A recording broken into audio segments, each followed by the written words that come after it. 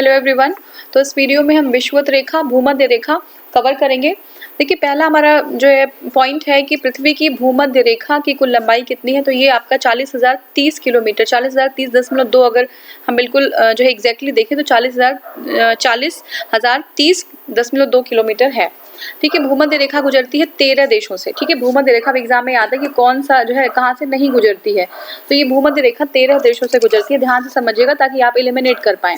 ठीक है, तो है साओ टोम, ठीक है, Principe, Sao Tome Principe, Gabon, Congo गणराज्य, कॉन्गो लोकतांत्रिक गणराज्य, Uganda, Kenya, Somalia, Maldives, Indonesia, Kiribati, Ecuador, Colombia और ब्राजील से। ठीक है, तो 13 कौन से हो गए?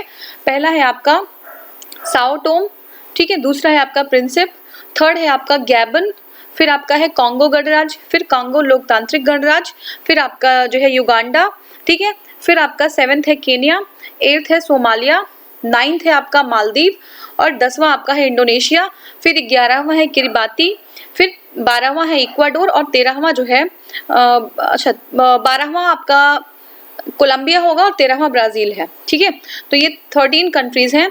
एक बार ध्यान से नाम सुनिएगा ताकि आप एलिमिनेट कर पाएं। ठीक है, एक बार फिर से बोलती हूँ, ध्यान से सुन लीजिए।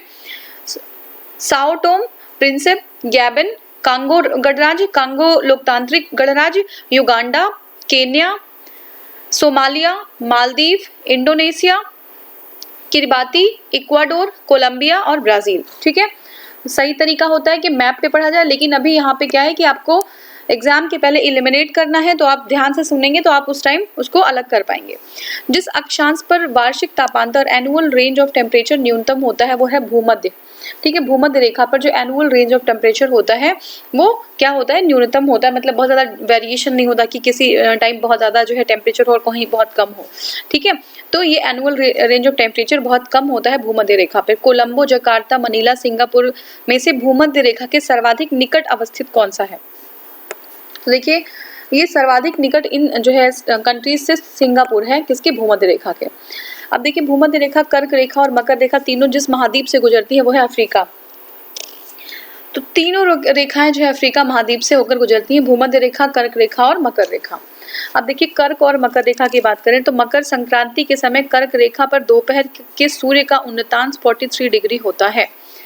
ठीक है, मकर संक्रांति के समय, मकर संक्रांति की बात करें तो मकर संक्रांति के समय कर्क रेखा पर दोपहर के सूर्य का उन्नतांश जो होता है वो 43 डिग्री सेंटीग्रेड होता है। कितना? 43 डिग्री होता है, सॉरी सेंटीग्रेड नहीं, 43 डिग्री होता है।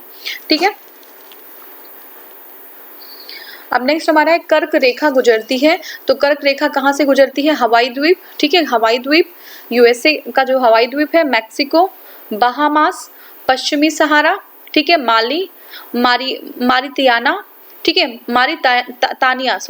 मारितानिया, नाइजर, अल्जीरिया, चाड, लीबिया, सऊदी अरब, मिस्र, संयुक्त अरब अमीरात, भारत, बांग्लादेश, म्यांमार, चीन, ओमान और ताइवान से। ठीक है, फिर से देख लीजिए जो कर्क रेखा है वो कहाँ से गुजरती है? हवाई द्वीप 1 हो गया, मैक्सिको 2, बहामास 3, पश्चिमी सहारा 4, माली 5, मारितानिया 6, फिर इसके बाद नाइजर 7, अल्जीरिया 8, चाड 9, लीबिया 10, सऊदी अरब 11, मिस्र 12, संयुक्त अरब अमीरात 13, भारत 14, बांग्लादेश 15, म्यांमार 16, चीन 17, ओमान 18 और ताइवान 19। ठीक है, तो ये सारे जगहों से गुजरती है कर्क रेखा। ठीक है, मकर रेखा Brazil, Australia, Paraguay, Madagascar, Argentina, Mozambique, Chile, South Africa, French Polynesia, Tonga, Botswana और नामीबिया से।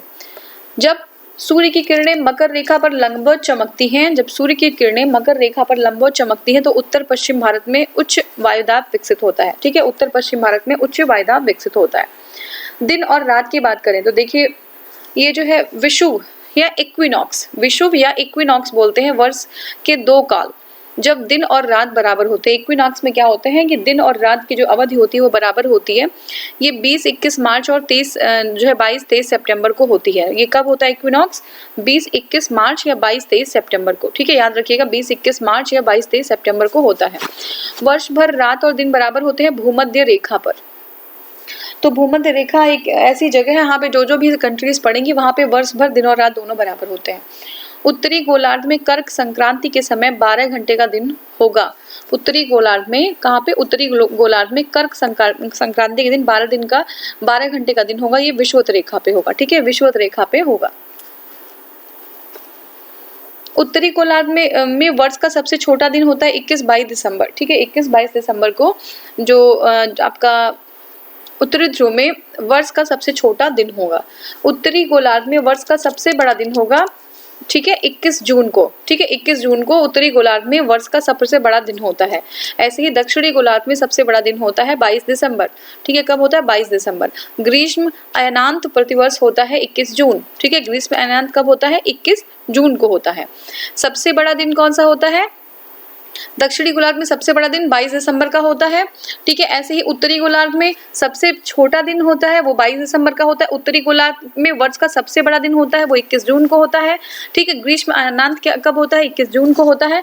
वह तिथि जिसमें दोपहर को आप छाया, सबसे छोटी छाया मिलती है, तो 21 जून को, ठीक है, दोपहर में सबसे छोटी छाया जो है 21 जून को मिलेगी आपको। पृथ्वी की उत्पत्ति इतिहास और भूगर्भिक इतिहास के बारे में पढ़ेंगे। वह विद्वान, इसको हम यहीं पे ड्रॉप कर लेते हैं। ये जो है नया एक चैप्टर है, तो हम नेक्स्ट वाले वीडियो से स्टार्ट करेंगे। Thank you so much for watching. Thank you.